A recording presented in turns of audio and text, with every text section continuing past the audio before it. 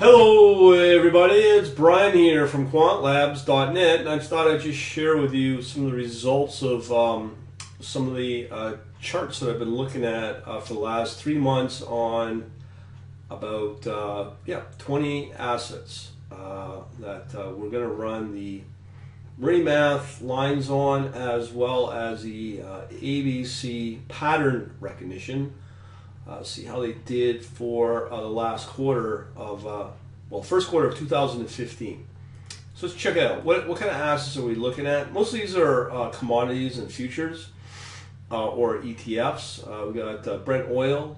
We've got iShares FTSE 250, FTSE 250 again, corn, treasury bond, gas, index for Singapore, ETF for wheat, palladium, a silver trust, ETF, France, ETF for 500 of the S&P 500, crude oil, Germany, Nikkei, iPath of sugar, Russell 2000, and the treasury bond. So let's check it out. All right, so what I've done is I've run all various charts.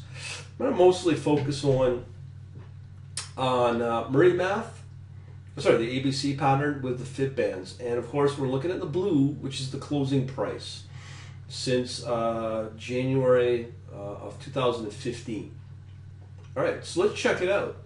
This is where it gets really interesting. As you can see here, the upper bands, we start to get this extreme movement on the early part of I don't know exactly what day it is, but you seem to get this early warning that something's going on here on the extreme, on the upper fib here on 3 lags. So we get that to confirm, and then this.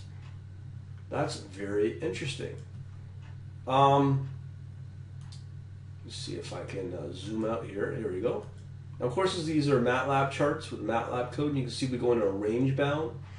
We hit a few moments here. As soon as we hit this yellow, which I believe is a fib 1, it drops. So that's quite interesting as well. Now, let's take a look at what the Murrey Math is telling us in parallel with all this. I found this one the most unique one because we've got 2 different pricing movements. You see that the candles here aren't catching this type of movement, but the upper fibs are. Quite interesting if you ask me. I could be looking at an anomaly, who knows, but I'll show you some other interesting charts as well. So as I said, we have here this fib 2, fib 3, gives us an early indicator of something's going on because it's dropping. Okay, I find that quite interesting. And you can see here, we have confirmation when it hits this cyan, which is really the MML 11. And what does the MML 11 really mean? Well, let's check it out. And here, I'm going to go into my, let's see here, what can we do? We can look at MML or Murrey Math MQ4, because this will give us the indications of what we're looking at here. So we got here, as I said, support and resistance, kind of a glorified, but the question becomes, I'm not sure which particular MML this is, what level, but it's the cyan dashed one, MML 11. So who knows?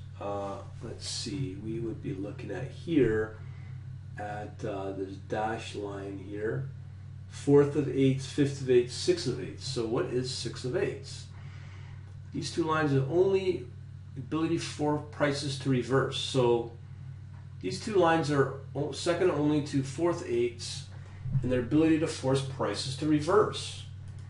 This is true whether prices are moving up or down. So, is this a signal, this MML, a signal of some kind of reversal process? Very interesting. So maybe there's some validity to this ABC pattern. Who knows? So let's take a look at a few other ones. Now here is the EWS, which, what is EWS? We are looking at the Singapore index. So we will, if it was figure 11, I believe. Yeah, or this gets kind of confusing, as you can imagine. Okay, I got an idea. Why don't I just minimize this puppy? Let's take a look at soybean.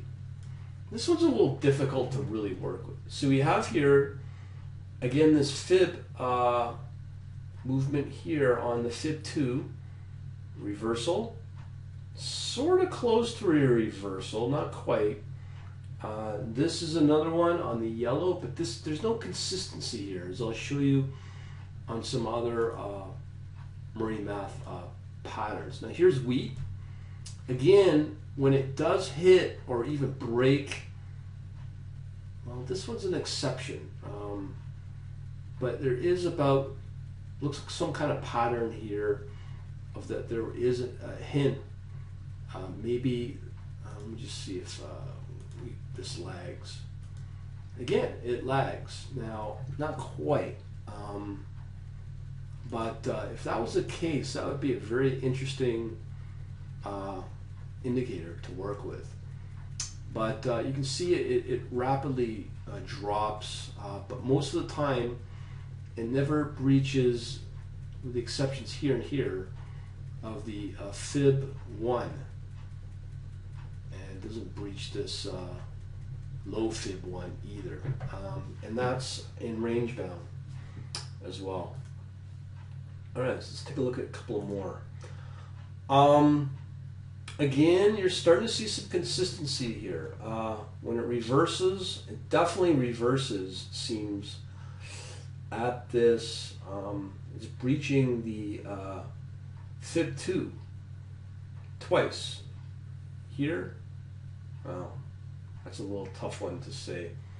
But as soon as it hits this fib 1, at some point it's going to reverse and go back into a profitable upswing and a momentum of that, and it breaches this fib 1 here, here, definitely here and here, which is quite interesting.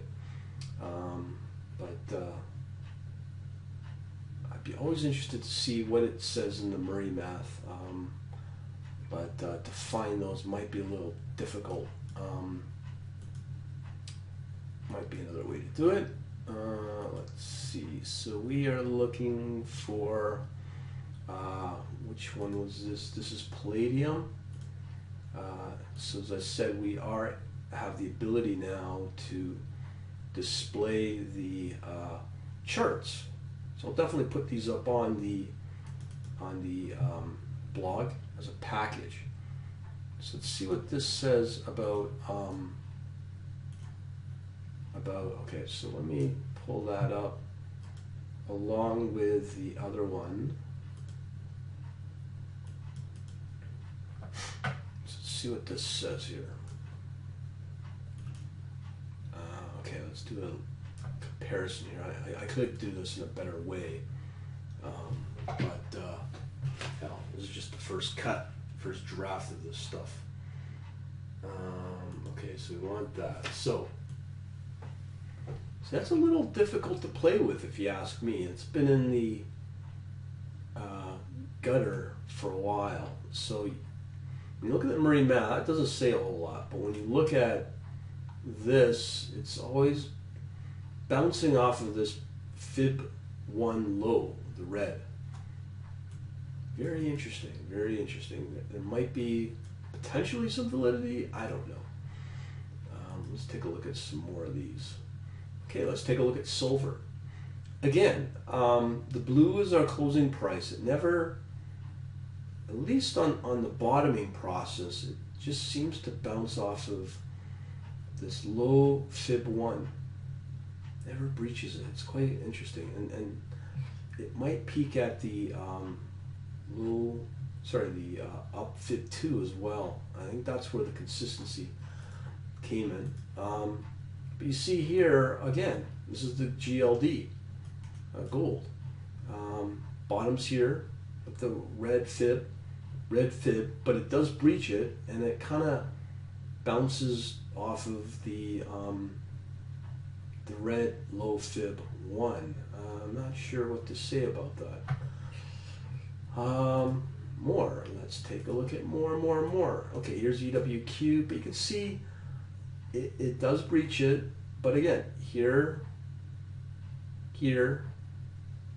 and here. It's pretty, it's a little tough one. What is EWQ? Because I think the asset matters as well. EWQ, wow, where are you, EWQ? I think it's just, so this is Germany. Now, a lot of this can also be news driven as well, so there might not be a lot of patterns that you can get off of particular countries' stock index, so there might not be a lot of validity behind that. IWM, we are looking at Russell's 2000, bouncing off of the red. Here, kind of here. It's kind of very vague to really understand it. Let me just take a look at one of these at the so that's IWM. Okay, IWM. So let's take a look at both the MAP ABC and the Murrey Math on both of these. See if we can see if there's anything we can determine from this.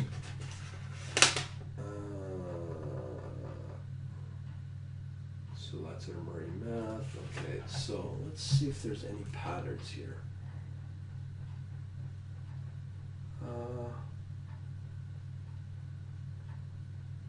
No, it's pretty tough to say.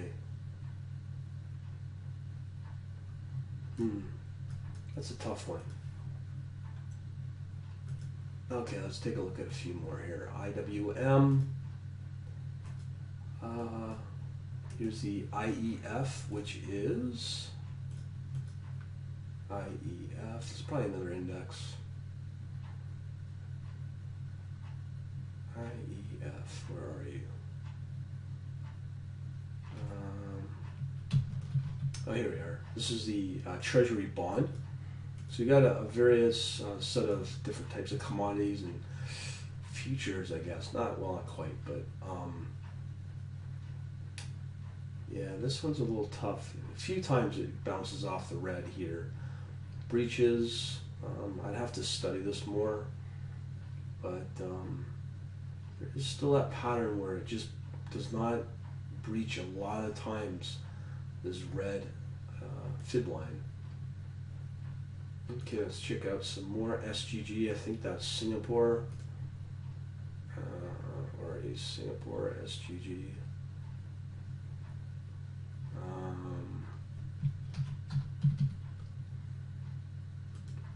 Let's see, so that is sugar, actually. Okay, again, kind of, it's a steep drop, but it bounces back when it hits the green. Who knows? Let's see some other ones here. Okay, work with me, buddy.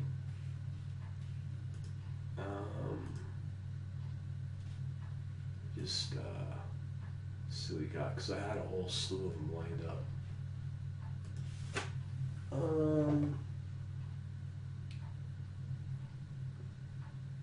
Let's see. Let's check out some other unforeseen ones I haven't really even looked at. This you can't really do a whole lot with, and that's MIDDL.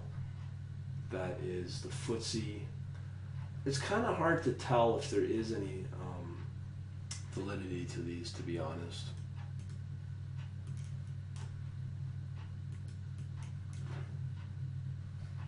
Okay, let's check out this government one. Here's another one, just kind of bounces along the lower fib of 1. Is there anything else we can look at? I think that's a good representation of some of them.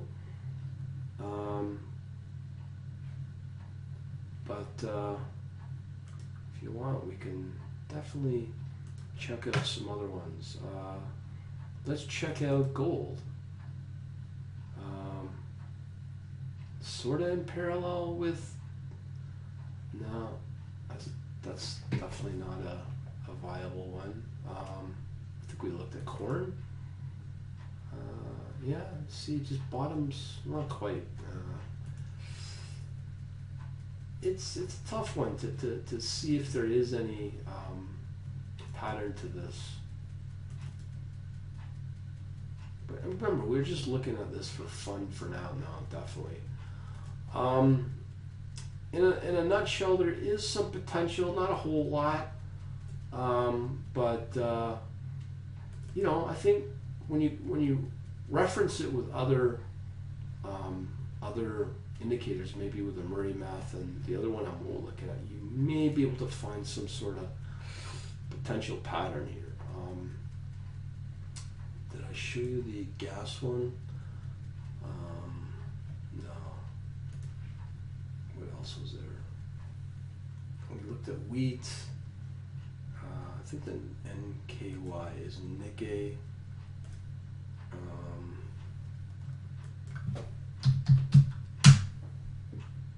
Yeah, it's the Nikkei. Let's take a look at that as the final one. I'm always interested to hear what other people have to say about this. If you have any opinion, please let me know on my Facebook. Oh, this is definitely out of whack. It has been going up. That's a tough one. Well, I just thought I'd put this video together just to see what you think. I'll put the images of PNG files for both the Murrey Math lines and the ABC pattern for each of these assets, as well as the list of assets here as well. All right, let me know what you think. I'm always interested. We've got a pretty good active community on the Facebook for sure. Talk to you later.